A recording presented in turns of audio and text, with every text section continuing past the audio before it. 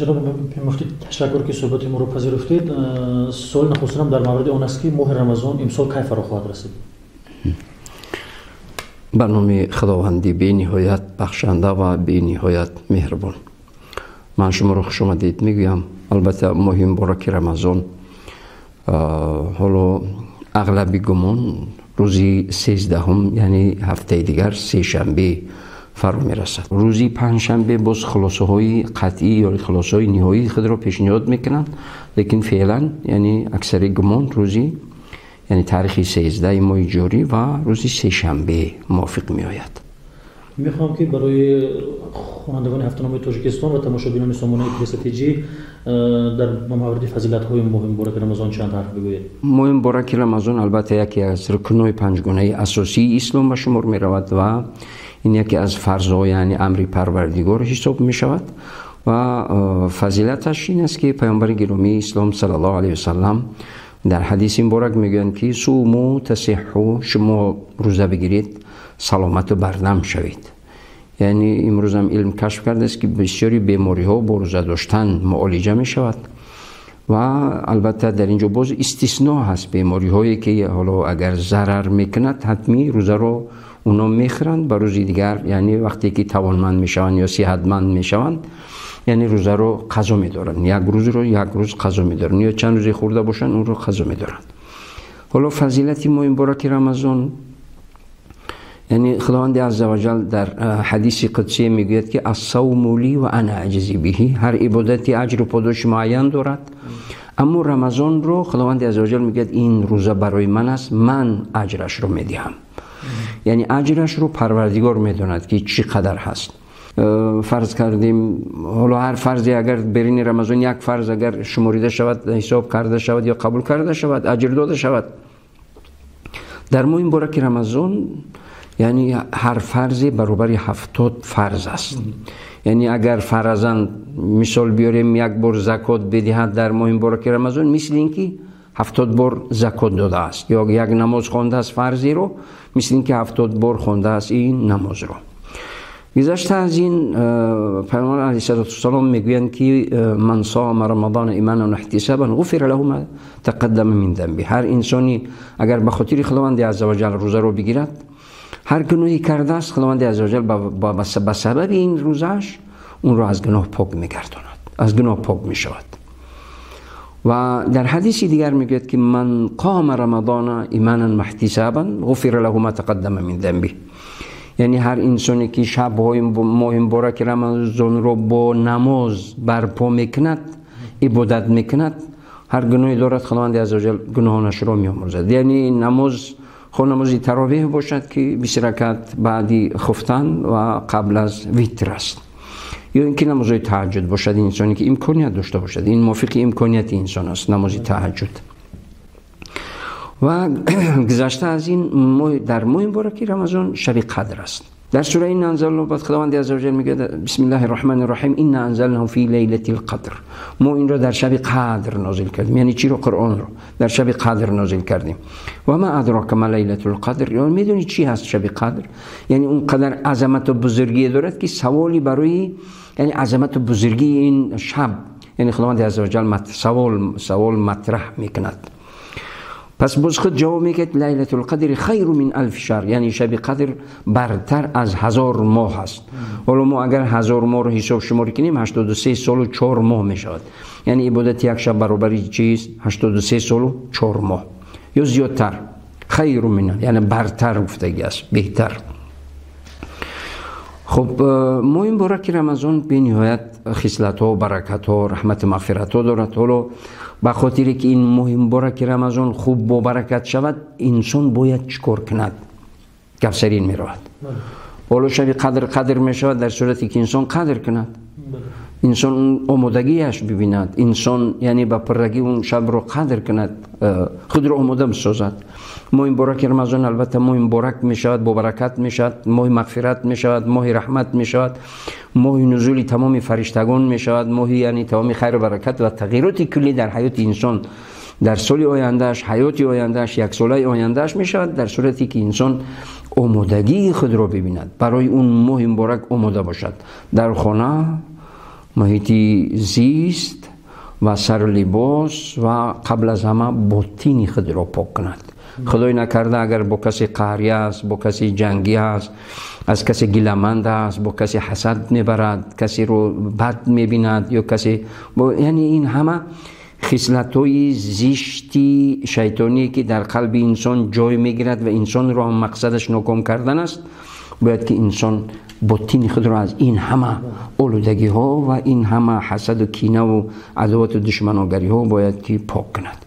در صورتی که چنین کرد خود را آماده است برای ما، آماده است برای ما این مبارک رمضان. ما این مبارک رمضان واقعا هم ماهی چی میشود؟ مبارک و برکت میشود. حالا میگه در حدیث ما است اولها رحمه و اوسطها مغفره و آخرها عتق من النیران. اول دهه اولی ماه مبارک رمضان دهه رحمت است برای انسانی که رحمت پروردگار بخواهد، برای انسانی که قلبش رو پاک و نیتش رو نیک کند، انسانی که رحمت الهی رو بخواهد، حالا انسانی که نکوکار باشد. همیشه حالا پیامبر علیه السلام در حدیث میگه که الرحمون یرحمهم الرحمن، هر انسانی که رحم به بندگان پروردگار به بندگان رحمان رحم میکند، اون رحمان به اون رحم میکند. الرحمون یرحمهم الرحمن، انسان‌های رحم کننده را پروردگار رحمان رحم میکند. اون را رحمت پروردگار وجودش رحمت پروردگار میشود. حالا 10 روز اول که وجودش رحمت الهی شد، دهه دوم دهه مغفرت است، دهه بخشش پاک شدن از گناه است. پس 10 روز دیگر آهسته آهسته قدم به قدم از گناه پاک می شود. حالا که انسان از گناه پاک شد، نجات از آتش جهنم تمام. برای اون دیگر در جهنم هیچ جایی نیست. در اساس این گناهانش بود که در جهنم باید جای داشت، میسوخت یا عذاب رنج میکشید. حالا نجات از چیز؟ آتش جهنم. یعنی این ماه مبارک اگر ما ساعت‌ها در فضیلت ماه مبارک رمضان گپ زنیم، حالا یعنی بسنده نیست. دولت عزیز، چون سال قبلی رمضان این سال هم در شرایط پاندمی می آید، گرچه در تاجیکستان چند وقت آخر گرفتاری هست، حتما ثبت نشده است گرفتاری، ولی به هر حال کسی از این بیماری ایمن نیست. بنابراین رمضان این سال را چطور باید پشت سر کنیم؟ البته ما همیشه توصیه به تمام مسجدهای جامع و 5 وقته توصیه‌های ما هست که اون قاعده‌های بهداشتی رعایت کنند، نقاب‌های طبی استفاده کنند، از اون محلول‌های مخصوص همیشه احتیاط بگیرن، همیشه باشند، یعنی دست و بدن خود را همیشه پاک نگه بدارن. خب گذشته از این فاصله ها در صف نمازگزارا همیشه رعایت میشد. خب با امید پروردگار ما هر چی که یعنی ستاد جمهوریوی و به این بیماری توصیه ها کرده است، ما با جان و دل و با تمامی امکانیت این رو پیگیری و پیروی میکنیم. نه برگزار بشود این سال.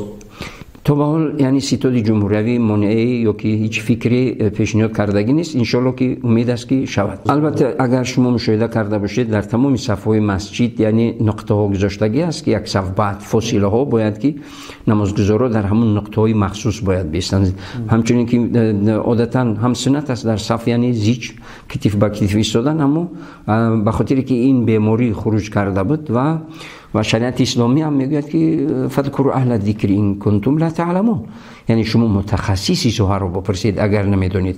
حالا متخصصی سوها ستاد و خصوصا وزارت تندرستی است. وزارت تندرستی هر توصیه‌ای که کرده بود ما عملی کردیم. اگر در صورتی که وزارت تندرستی و ستاد جمهوریوی کدام توصیه‌ای که باز پیشنهاد کنن حتمی ما عملی میکنیم. ببینید یک سوال مطرح این است که بسیار در اینترنت هم این سوال هست، اونهایی که نماز 5 وقته نمیگذارند نماز تراویح خواندن به حق دارند یا نه؟ برادر عزیز، در دین مبین اسلام هیچ وقت به خاطری که حالا حتی اگر گناه کند، حالا که نماز نخواندن از نظر دین گناه است، حالا غیر از این که نماز نمیخواند دیگر گناه هم کند، شریعت نمیگه تو نماز نخوان به خاطر گناهکاری. به خاطر چی؟ به خاطر این نماز برای پاک شدن از گناه است. نماز که به خاطر پاک شدن از گناه هست، حالا هیچ وقت شریعت اسلام نمیگه که وقتی که تو قرضدار هستی یا که تو عاق پدر هستی یا که کدام معصیت و وزنینی هست، یعنی هیچ وقت در هیچ شکل شریعت اسلامی از نماز خوندن منع نمیکند. اگر چندی که نمازهای 5 وقته حالا که فرض است و نماز تراویح هم سنت هست یا که سنت مؤکده هست، این یکی از سنت های تأکید شده هست، اجر و پاداشی زیاد هم دارد، لیکن نه به برابری فرض‌های 5 وقته. لیکن با وجود این انسانی که اگر فرض کردیم نماز نمیخواند ولی بگیم روزه نگیرد، اصلا این از نقطه نظری شریعت درست نیست. اگر که نمیخواند خدا توفیقش دهد، لیکن باید که چی روزه رو بگیرد. اگر روزه هم که نمیگیرد، نماز تراویح نخواند، خیلی مسئله نیست، باید که حتمی نماز تراویح باید بخواند. خب با عذر باشد، خب بی عذر. ببینید کیها باید روزه نگیرند در ماه رمضان؟ اسلام با کی برتری داده است یا با کی اجازه داده است که روزه نگیرند؟ خب هر عبادت استثنا دارد. حالا ما گفتیم یکی زکات، یکی حج. انسانایی که امکانیت ندارن برای اونها فرض نیست، تمام از گردنشون ساقط است. با امید کردن و با دعا کردن که خداوند اگر امکانیت می‌داشتم زکات میدادم، این اجر رو تمام با همین دعایش خداوند عزوجل ثواب زکات میدهد. حالا امکانیت ندارد، آرزو میکند که خدایا امکانیت هم میدادی حج میرفتم، ندارد امکانیت، با همین دعا و با همین چه خداوند عزوجل یعنی اجر و پاداشش میدهد. لیکن هر عبادت استثنا دارد، یعنی حتمی. حالا ببینید نماز یعنی قیام راستا ایستاده خواندن نماز حتمی فرض است، یا که رکوع رفتن فرض است، یا سجده رفتن فرض است. حالا امکانی که انسانی که امکانیت ندارد، مشکلی است، تومور دارد یا زانو دارد، سجده رفتن نمیتواند یا راستا ایستاده نمیتواند، در جای نشسته، تمام این فرض از گردنش ساقط میشود. یعنی هر عبادتی در اسلام موافق امکانیت انسان است، موافق امکانیتی انسان است، برداشتی انسان است. برایم در سوره بقره خداوند عزوجل میگوید که لا یکلف، استعذ بالله، لا یکلف الله نفسا الا وسعها. یعنی خداوند عزوجل هیچ انسانی را از توانش زیاد امر به هیچ کاری نمیکند. هر عبادتی در توانی انسان است. رمضان مثل همین بیماریایی که حالا قند، حالا نمودی بیماری ها رو کی معین میکند؟ طبیب. اینجا شریعت میگوید که هر بیماری که با گرفتن روزه اوج میگیرد، صاحبش را یا بیمار را به خطر میبرد، تمام از گردن او ساقط است. در یک روز معین در وقتهای آینده فرصتی مناسب که صحت یافت باید روزه رو یک روزش رو یک روز چند روزی که خورده است یعنی اون رو چیکار کند؟ قضا بدارد. خب حالا معین کردن در برابر این یعنی مادرایی که حملشون یعنی تولدشون نزدیک است، اگر طبیب بگوید که شما روزه بگیرید، اگر مادر حالا برای این طفلکی در جنین شما بوده آسیب و به شما هم آسیب می شود این روزه، در این صورت شریعت اسلامی از گردن اون ساقط کردگی است اگر تولدش نزدیک باشد. یا مادری که فرزند طفلکی نوزادی شیرخواره دارد، اگر روزه نگیرد شیرش کم می شود و اون کودک غذا نمی‌یابد، سبب بیمار شویش یا هلاک شویش میشه. در اینجا هم برای مادرایی که نوزاد هستند، نو تولد کردگی هستند، غیر از اون بیماری زنانه‌ای که بعدی تولد 40 روز یا که موافقی عادت هست، در اون عموما گرفتن اگر بگیرد آسی میشود. حتی بعد از اون بیماری که نفاس میگوییم، بعد از اون بیماری هم اگر میبیند که طفلک یک اون غذای دیگه خوردن نمیتواند یا میخورد ضررش میکند، در این صورت برای مادر این طفلک که نوزادی شیرخواره شریعت اسلامی اجازه داده است که روزه‌اش رو بخورد، اما در نزدی مردم نخورد، نه در نزدی روزه‌دارا نخورد، حتی در حدود عائله هم که باشد یعنی در تنهایی بخورد. به خاطر چی؟ به خاطر که هر گرسنه یک نشانی چشم دارد، چشمش یک نشانی دارد، یک زهری دارد. برای همین در نزدی گرسنه خوردن اصلا خودش یعنی علم و تجربه زندگی هم اثبات کرده است که خوب نیست و شریعت اسلامی هم میگوید که انسان‌های زن‌های عذردار، حالا که زن‌ها هم ماهانه عذر هم میبینن، بیمار میشن، بیماری ماهانه‌شون، هنگام این بیماری ماهانه باید حتمی زن بخورد، اگر بگیرد آسی گناهگار میشود، حتمی باید بخورد، لیکن یک روزش رو یک روز قضا میدارد. اگر 3 روز بود یا 5 روز بود حتمی بعد رمضان باید این قضای روزه‌شون رو بدارد، اما قضای نماز رو نمیدارد. خب باز دیگر انسانایی که در جایی خیلی وزنین و مهم که کار خیلی وزنین است و کار خیلی مهم است، اگر کار نکنن ضرری عامه مردم میشود. فرضاً برای انسانی درآوگری که غلدان یعنی حاصل دهقانی رو جمع میکند یا درآو میکند یا میکارد، هر صورتی که باشد وابسته به اون هست، اگر این دهقان کار نکند، یعنی بازار نرخ بالا می رود یا قطعی می شود یا کمبودی می شود یا مردم از نبودی غذا رنج می کشند، عامه مردم رنج می کشند. این یک نمودی کاری پرمشقت. کاری دیگری پرمشقت که در جایهای گرم و تفسان کار میکنن. اگر کار نکنن هیچ ممکن نیست، یعنی اونها مجبور هستن بیرون از اراده خود. یعنی فرضاً جایهایی باشد که خیلی مهم، اگر یک روزی تأخیری او به زیان و ضرر عمومی و جدی میرساند، یک روزی کار نکردنی در اون به ضرر جدی عمومی یا حتی که اولوی میرساند، در اینجا شریعت اسلام برای این گونه کارهای وزنین و سنگین، یعنی صاحب کارهای وزنین و سنگین و مشقت اجازه دادگی است که روزهشون رو بخورن، اما چند روزی که مهم و ضرور بود میخورن، چند روزی که معذور بودن میخورن، اما روزهای خوردگیشون رو بعد از ماه مبارک رمضان در حد چه فرصتی زودتر و مناسب باید که قرض، یعنی اون قرض رو ادا کنن. باید یک روز رو، یک روز چند روزی خوردن باید اون رو قضایشون رو بدارن. ببینید فعالیت مهاجرای مهنتی ما در حال حاضر هم مهم هست، هم خطرناک هست، هم وزنین هست. چون که در دولت‌های هستن که در اونجا حالا پاندمی کرونا ویروس خاموش نشده است، کسلی هست. برای اونها الان ثباتی هست یا نه؟ فرضاً اگر متخصص بگوید که انسان اگر روزه بگیرد این بیماری کووید 19 این وبای عصر یعنی باز خروج میکند یا خطر تهدید میکند، در این صورت شریعت اسلامی اجازت میدهد برای پیشگیری این خطر که روزه رو بخورد، لیکن حتمی قضایش رو بدارد.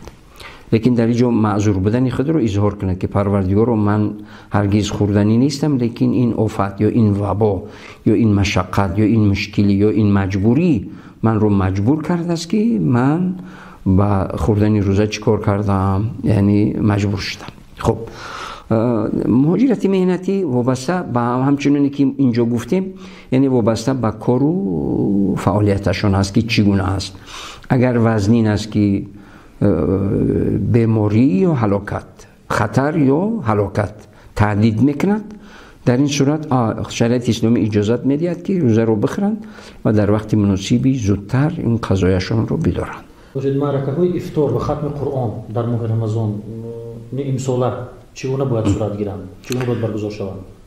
مثلا افطار، یعنی حالا در بسیاری از کشورها افطاری دست جمعانه فعلا توصیه شدگی است که انجام ندهند، اما در ما حالا هیچی، شاید تو روز پنجشنبه به یک خلاصه رئیست شورای علما یا که شورای علما و رئیست مرکز اسلامی و رئیست فتوا به یک خلاصه بیان، در اونجا باز ما اعلان میکنیم به وسایط اخباری عامه و شبکه‌های اخباری و سایت شورای علما نقطه تیجی، حتمی ما با تمام شهروندان اعلان می نماییم. اما فعلا در ما اولا هیچ خبری نوی نیست. اما ختم قرآن البته موافق مذهب امام ابو حنیفه در ماه مبارک رمضان یک بار ختم قرآن در تراویح سنت است، یعنی این توصیه امام ابو حنیفه هست و اونم وقتی زیادی نمیگیرد. بسیار اگر دوام کند 40-50 دقیقه دوام میکند، در 40-50 دقیقه حتمی به پایان میرسد هر روز و در برابر این در 27م یا که 30 ماه مبارک رمضان، تراویح 30، یعنی این قرآن ختم میشد. ببینید فطر روزه و هدیه صوم و زکات مال در سال 2021 چگونه مقرر شده است؟ خب فطر روزه سال گذشته 5 سوم بود، این سال به خاطر که گندم یک ذره نرخش بالا رفته است، ما با در نظر داشت قیمت خود گندم یعنی فطر روزه رو معین میکنیم، این سال 6 سومونی است. فطر روزه 6 سومونی است و فدیه صوم که این فدیه صوم در اونجا ما آدمان معذور سال خورده رو نگفتیم، ولی باید ذکر کنم که سال خورده که توانمندی ندارن و امید دیگر از اونو نیست که توانمند میشوند، یعنی سال خورده فرسوده برجا مانده است، مداری گرفتن روزه ندارد و برای اونو خداوند عزوجل و شریعت اسلامی 12 سومون برای هر روزه معین کردگی است که یعنی جبرانی خوردن روزهش، خب 70 ساله باشد، خب 80 ساله، خب 90 ساله، وابسته به توانش. اگر توان گرفتن روزه ندارد، اگر روزه میگیرد ناتوان میشود، یعنی دیگر خب خطری تهدید میکنه، در این صورت شریعت یعنی شریعت اسلامی یعنی قانونهای قرآنی و گفته‌های خدا و رسول خدا بر اون اجازت میدهد که روزه‌اش رو بخورد. برای اون حتمی است خوردن که حتمی باید بخورد، یعنی به جان خود خطری به جان خود نیارد. و خب هر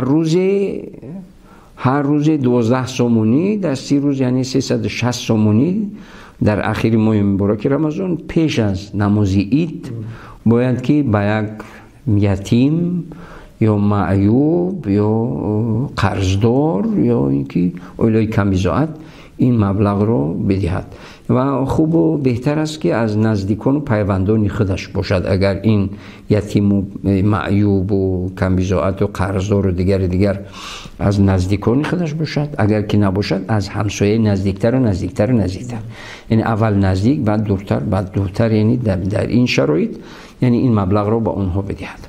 خب فدیه صوم یعنی 12 سومونی 360 سومون در یک ماه مبارک رمضان برای 30 روز معین شدگی هست، باید که این رو چکار کند؟ پرداخت کند. حالا ما نصاب زکات داریم. نصاب زکات یعنی امسال 25,000 سومانی است.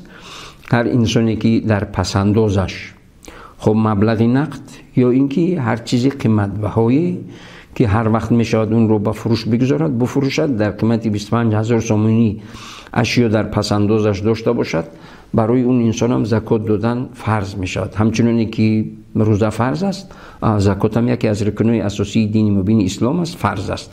حالا زکات رو هم خداوند عزوجل میگه که کسی اگر زکات مالش میدهد من کفیلی مالی او هستم، من نگهداری، هیچ وقت مالش تلف نمی شود. کی رو؟ انسانی که زکات میدهد. وقتی که زکات داد خداوند عزوجل یعنی کفالتی مالی اون زکات دهنده می شود. یعنی 25,000 سومونی یعنی چیز است، نصاب زکات است. اگر این داشت از هر هزاری هر نمودی اسعاری که نباشد، فرق نمیکنه اسعاری خارجی اسعاری داخلی سومونی، یعنی از هر 1000 سومون 25 سومونی زکات میدهد، یعنی 2.5% زکات میدهد و این هم وابسته به نرخی طلا که در گردشی بازارها نرخ میانه طلا گرم طلا به نظر گرفته شده و این نصاب زکات معین کرده شدگی هست که متخصصون یعنی این مسئله رو بعدی سنجش و بررسی زیاد این پیشنهاد کرده هستند که حالا این تقویم ماه مبارک رمضان و این همه قرار این چیزی که ریاست مرکز اسلامی حالا تصدیق کرده است با شورای علما پیشنهاد میکند که در اونجا تصدیق میشوند. حتمی شورای علما این را تصدیق میکند. سوال البته من بیرون از ماه رمضان است، فعلا مرکه گرفتن واکسن در کشور ادامه دارد. از واکسن از بیماری کرونا ویروس لطفا بگویید مناسبت دین اسلام با واکسیناسیون چگونه است؟ برادر عزیز، دین مبین اسلام همیشه برای پیشگیری از خطر. حالا ببینید اکثریت کل عبادت‌های در اسلام با طهارت و با پاکی است. اگر از یک طرف پاکی به خاطر عبادت باشد، لیکن هم عبادت و هم این پاکی به خاطر سالم نگه داشتن انسان است، یعنی سلامتی انسان در نظر است، چی روزه باشد، چی نماز باشد، چی طهارت باشد، چی غسل باشد، همه این به مقصد پاک نگه داشتن انسان و از هر نمودی کثیفی و وبا و ویروس ها و یعنی بیماری سرایتی مبتلا نشدن مسلمان است. حالا که شرایط تقاضا میکند، حالا که متخصص توصیه میدهد، البته دین مبین اسلامی را قبول دارد و باید که پیشگیری این بیماری حتمی و این واکسن ها باید که باید رعایت شود. تمام شهروندان باید ما یک مراجعت نامه هم با تمام مردم کشور هم داده بدیم که باید یعنی برای پیشگیری از این وبا یعنی این واکسن ها رو بگیرن تا اینکه سالم و بردم بمانند. و البته این واکسن گیری ها یا پیشگیری از خطر، پیشگیری از بیماری حتمی این توصیه شریعتی اسلام است. ببینید سوال آخرین من سوالی است که بسیارها میپرسن، مسجد نو کی به فعالیت آغاز میکنن؟ البته مسجد نو چطوری که شما میدونید حکومت جمهوری تاجیکستان خصوصا پیشوای ملت، پیشوای معظم ملت محترم پرزیدنت امامعلی رحمان، یعنی با تشبسی خود و کشور خارجی دولتی عربی قطر یک جای این مسجد رو خیلی در سطح و صفتی خیلی بلند، در سطح بین المللی و خیلی سطح و صفت و خیلی اندازه وسیع ساختگی هستند. البته من فکر میکنم، من دقیق درک ندارم، خبر ندارم، تا اونجایی که میدونم و از وسایل اخباری عامه هم با خبر شدم. خب طرفی سهمگذار که یک طرفی سهمگذاری دیگر هم داریم، یعنی دولت عربی قطر هم که سهمگذار هست، حصه دارد، یعنی با اشتراک اونو که شده شوی رسمیش میشود. حالا انشالله امید است که اونو هم که بیان در یک جایگی این مسجد شده میشود. سلام باشه.